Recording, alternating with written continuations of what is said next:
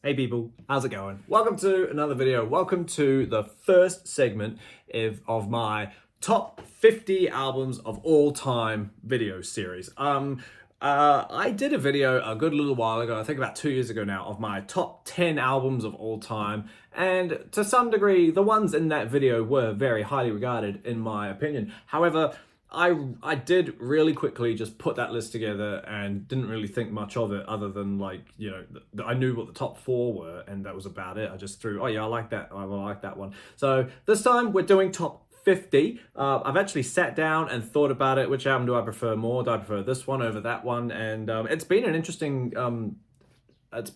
quest trying to figure out what my 50 albums are of all time. It's my 50 albums of all time, not just my 50 metal albums of all time. So there are going to be some random wild cards that have, crept in because of nostalgia and childhood and things like that. So if you see a death metal album only then to be beaten by something a bit different, just go with it, okay? It's all good fun. Yeah, this one is going to be 50 to 41, and then next week we'll do 40 to 31, 30 to 21, 21 to 11, 10 to 1. So it's going to be like 5 videos across 5 weeks. Unless I decide to make them, chuck them all together. But anyway, aside from that, yeah, top 50 albums of all time. For fun, let me know down below what your top 10 albums are, if you've got them on the top of your head. Get the conversation going. Let's see how wild and different they are. This list consists of, like I said, childhood favorites, as well as cult classics, and there might be the odd wild card that might make you go, oh, I should check that out. So yeah, without further ado, let's get stuck into this awesome countdown with number 50. Number 50 is an album that's only been out for about 7 months, so it's quite new, and it's quite amazing that it's made its way onto the top 50 list. And that is the debut album from a one-man project called Rusty Darlington. Yeah, this project, it came out of nowhere. It's somewhere, like, I don't know how you describe it. It's like traditional heavy metal-esque, but there's a lot of pirate vibes on here. Obviously, if you look at the track listings before you listen to it, you've got Black Flag and Sadacima Trinidad. Those are 2 epic pirate songs. And then if you look at the album cover as well, there's a lot of pirateness going on there. But it's not to say it's a concept pirate album. There's an instrumental on here. There's a 10-minute like symphonic Nightwish-esque song. So that one's actually really cool. And then there's 2 like interlude tracks, one being the intro and the other one being the Upflowing River, which is like this cute little, not acoustic, but this cute electrically clean guitar that's like this awesome tappy section. Yeah, this is a one-man project, and it's pretty cool. I quite like it. If you haven't listened to it, I don't doubt you've listened to it because it's quite an underground act. But yeah, check it out if you haven't. It's available on Spotify. You don't need to have a physical copy, but yeah, go listen to that. Number 50, just the Rusty Darlington debut album, self-titled. Very good.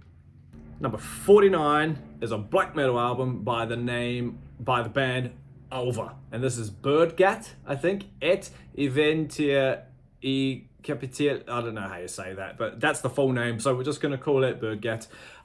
This is a sort of atmospheric black metal album, but it's also very, very folky in parts.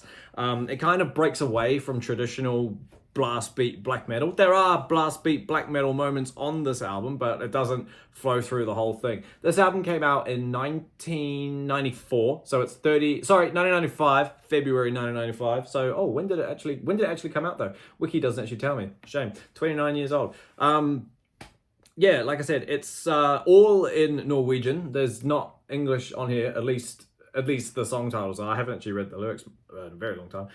This is, it's very, like I said, it's very atmospheric. It's good background music. Like, it's not ambient at all. However, there are sections that could be ambient. Like, there's a weird section. I think it's at the end of track 2. I could be wrong. Where the song kind of just fades out and you just hear like footsteps walking through a forest. It's weirdly ominous and creepy, but it's actually a really cool effect. It's 5 songs, half an hour long. It's a really, really fun album. And like I say, there's There's clean singing over it, so the fact that it gets dubbed a black metal album, you could say, is a bit wild. But like I say, it's folky as well, and it's not experimental, but it's atmospheric, and it's very, very nice sounding. It's catchy. The riffs are catchy, and the drums. When the black metal comes in, there are black metal vocals too, but it's really, really good. The way it contrasts each other, it's a weird vibe, but it's great. It's a very famous album. It tends to be forgotten about in terms of the whole true Norwegian black metal stuff, but it should be talked about more. It's actually a really good album. So that's Olva Birdgat from 1995, number 49.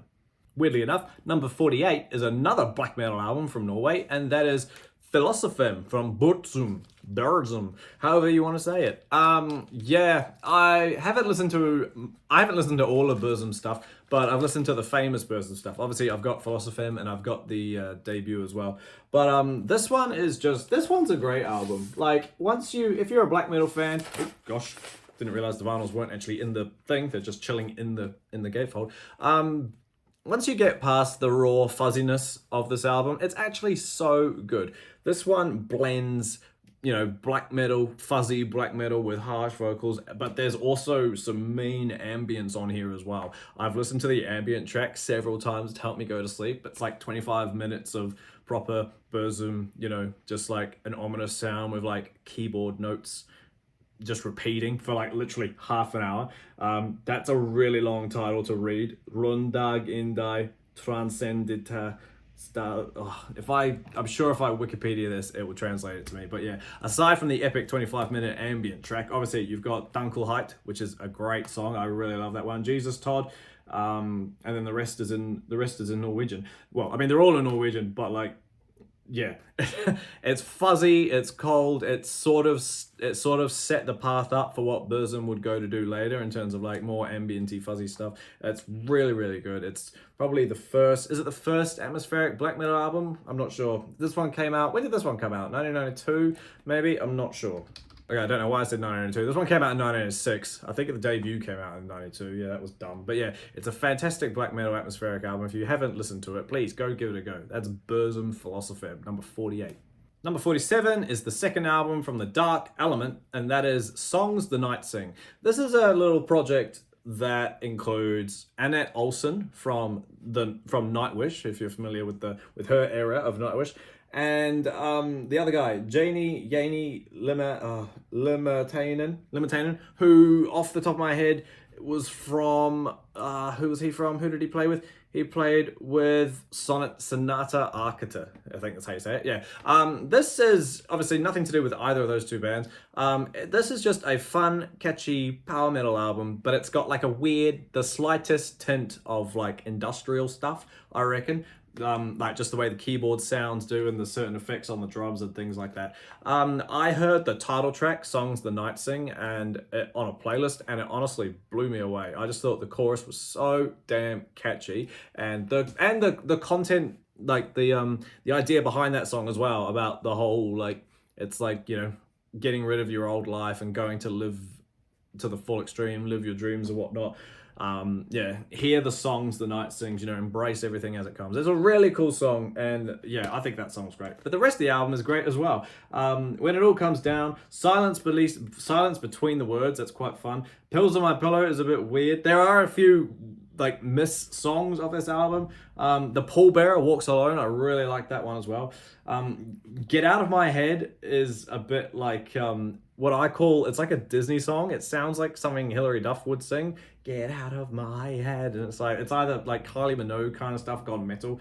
Yeah, Not Your Monster, the opening song, it's great. It's a great album. If you're like me and you enjoy Annette's time with Nightwish, give this album a listen. And both of them, this is the second album from the Dark Element. They've got 2 albums out.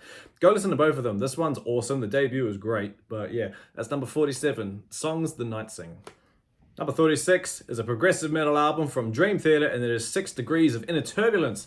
I found this album ages ago. I found this album about a decade ago, and honestly, the whole thing about it, with like the whole disc 1 being, separated songs, and then disc 2 being the epic 42-minute song that is the 6 Degrees of Inner Turbulence, broken up into 8 parts. It's honestly so good. The album in total is like an hour and a half. It's like 96 minutes or something like that. And if like, I remember when I found out that Dream Theater had done that. They had done a mega mammoth 42-minute song about mental illness and how it all links together and whatnot. I just thought it was the most creative thing in the world. So yeah, this one's quite a special album for me. I ranked all of Dream Theater's albums, and I think I put this. I think I put this one at number two or number three. So I put it up quite high. It's honestly really, really good. But aside from the 42-minute song, the rest of the album is great as well. It opens with The Glass Prison, which is one of the top tier Dream Theater songs. It's where Mike Portnoy starts talking about his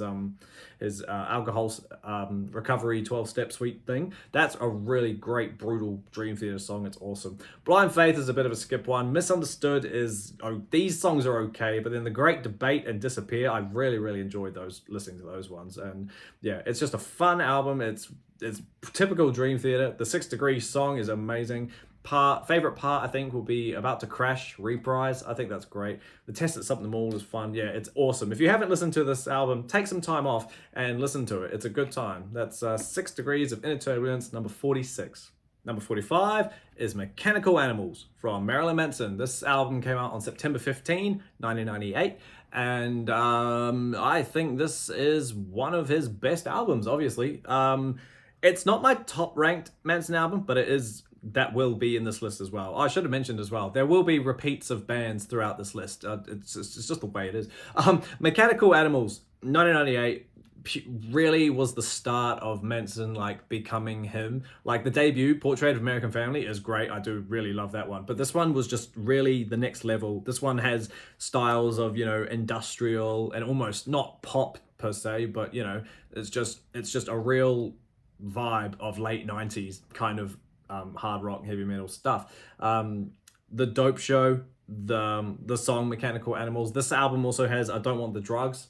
I don't like the drugs, sorry, but the drugs like me. That song's fun. But aside from, and Coma White too, great way to close it. But everything in between that is still great. I'm looking at the track listing, but there aren't any, so I've got them in front of me. Rock is Dead, that's a cool song. Disassociative is a slower one, really, really sad, but I really love that one. The Speed of Pain, that one's great too. Again, slower one that's got the effect on the vocal, awesome. I Want to Disappear, I really like that one. That one's just fun. It's like a 4-minute, how long does I Want to Disappear? It's not even 3 minutes, so that one's actually really fun.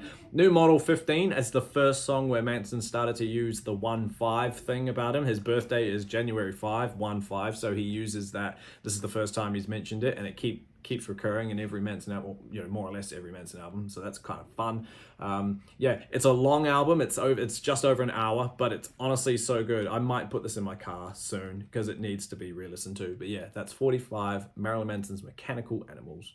Number 44 is Mercyful Fate's Melissa, their debut album. This album is amazing. Come on, this album's actually great. I ranked Mercyful Fate about over a year ago, and I actually put Melissa at number 2, and I put Don't Break the Oath at number 1. However, on revisiting these later in life, I've realized that Melissa is actually number 1. So if I ever rank those again, Melissa will be number 1. Melissa is just a fantastic one. It's a fantastic debut album. Like, holy damn, what a horror album to be like introduced your band to. King Diamond's voice was just out of this, well, it still is, out of this world with all those high-pitched stuff.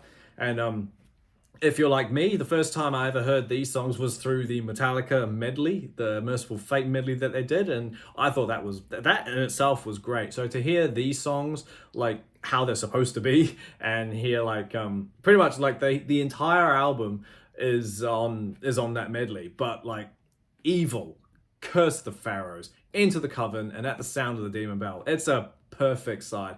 Black Funeral, Satan's Fall is 11 minutes long, but I still don't think it needs to be 11 minutes, but it's honestly great. And the title track, Melissa, as well. Honestly, just his voice and the guitar work and the drums, everything about that band, about the album was just outrageous. And I hate that I don't own it. I hope to own it one day, but yeah, it's honestly a fantastic album. So yeah, number 44, Melissa, Mercyful Fate. Number 43, I think might be the first wild card. I'm not sure. Number 43 is Tom Petty's Into the Great Wide Open. So remember when I was talking at the start about like childhood nostalgic albums? Yeah, this is one of them. Now that we're all grown up and we're all a bit older, my family, I mean, like we've all learned what kind of music we like to listen to. There are a very small handful of artists that my whole family can sit down and put on and have a fun time. Tom Petty is one of them. This album was a dominant feature in most of our family holidays, family road trips, as was the likes of, say, Bon Jovi and, U2, just stuff that when we were all kids we just used to love. And yeah, this album was one of them. This album came out in 1991 on July 2nd, I've just seen, so that's cool. Learning to Fly, Into the Great Wide Open, obviously. Honestly, it's a great album. It really is. It's just a kickback, real good Tom Petty style album. Even everything else on here that doesn't really get talked about. Like you have King's Highway, which is a fantastic song. Two Gunslingers, honestly, that sounds so cool. All or Nothing, which is like one of the heavier songs on this album, which was probably why it's my favorite, because at the time I didn't know what heavy metal was. So listening to that, it has a cool guitar intro. That one was awesome. But then side B is full of bangers too. All the Wrong Reasons, a bit slower. Too Good to Be True, like Out in the Cold, that's another faster, heavy one. And then Making Some Noise, Built to Last, You and I Will Meet Again. It's a bit of a slower album. It's a bit slow paced, minus like 3 songs. But it's honestly just such a fun holiday vibe for me. I will never get tired of this album. And if I ever saw this on vinyl, I would definitely pick it up. So yeah, that's number 43, I think. Into the Great Wide Open. Right, I know for a fact that this one is a wild card and it might make you scratch a few heads, but just hear me out, okay? Number 42, I'm pretty sure. Let me get my list up before I get it wrong. Yeah, number 42 is Machine Gun Kelly's Hotel Diablo from 2019. Now. This is a rap album, okay? I think he's a bit cringy and, thinks he's something of a god when really he's not. But this album is better, in my opinion, than all the pop punk stuff he does. I haven't heard anything prior to this album, but this album just really came out for me at a really, really good time. It's a very self-aware rap album. It tackles some interesting stuff about, MGK just being cringy as fuck, just... talk about all the negative stuff in his life, which at the time is what I needed. I needed an album that was really just pretty much reflecting how I was feeling with certain things, and it came in at a really, really good time in my life. So looking back now, it is a bit cringy, some of the lyrics and some of the, just some of the stuff he says, but at the same time, it's just like, do you know what? I've always got time for this album. Songs like I Think I'm Okay with Youngblood and Travis Barker, that's what I heard first, and I was like, god damn, this feels like it was written. That song is too relatable at the time. I thought that song was great. El Diablo, the song is not a favorite. Hollywood Whore is actually a really, really cool song. I like that. Burning Memories was great. Death in My Pocket, Candy, Waste Love. There were just some really deep and meaningful stuff on here that I felt like I needed to hear at the time. So that's why this album's on the list. I don't own it on anything. I've kept an eye for it out on vinyl, but I just haven't seen it. So maybe it got put on vinyl and then it's never got pressed again. Maybe it will one day. Who knows? But yeah, it's a wild card, but fuck you, it's my list. So number 42 is Hotel Diablo. Back to the metal. Number 41 and the last video for this entry is King Diamond's Abigail from 1987, released June 15. This album is great. I haven't listened to all of King Diamond's stuff. I've listened to all of Mercyful Fate stuff, but I haven't listened to all of King Diamond's stuff. I got as far as Them, I think, and then I just stopped. But honestly, Abigail is a fantastic concept album. The ideas and stories, the story of the Abigail album, I think is hauntingly great. It would make a great film. I would watch the shit out of that. But just like, once you get past King Diamond's outrageously high voice, it's honestly so good. The riffs in this album are insane. The drums in this is amazing. Like, what's his name? Andy LaRocque? Is that how you say it? LaRocque? I don't know. LaRocque? He did so damn good on this album. Like, the soloing and the riffs is just wow. And the songwriting as well, I just thought it was absolutely great. Funeral, what a haunting way to start a concept album. We are gathered here today, blah, blah, blah. Arrival, A Mansion in Darkness, that song is great. The 7th Day of July, 1777, that song is epic. Abigail, it's just great. When you read the lyrics along with this album, it just really creates this this feeling of you're immersed in this story. And if you're like me and you listen to it on headphones, you're just like, holy God, this is freaky. And you know, Them is a great album too, but absolutely nowhere compared to Abigail. Abigail's fantastic. This one's in my local shop as well. I haven't picked it up yet. I might pick it up when I next get paid because I need this album. The Family Ghost, Omens is fun. I love Omens. Deadly. It's just like, that pierce. Honestly, it's so good. If you haven't checked out Abigail, I really recommend you do it. It's one of the greatest concept albums of all time, and I can find a bunch of people who'd agree on me with that. So yeah, number 41, King Diamond's Abigail. Go listen to it. Awesome As team, thank you for hanging out with me while we sit here and go through the part 1 of my top 50 albums of all time. I know there were some wild cards, but like all most starts of big countdowns, the first couple of entries are always a bit weird. Come back next week and we will go through 40 to 31, and maybe you'll see some more of your favorites pop in. So yeah, I hope you've had fun. Keep an eye out for part 2. But until that happens, everybody, stay inside, stay safe, go jam these albums, especially Abigail, and I will see you all in the next video. See you later.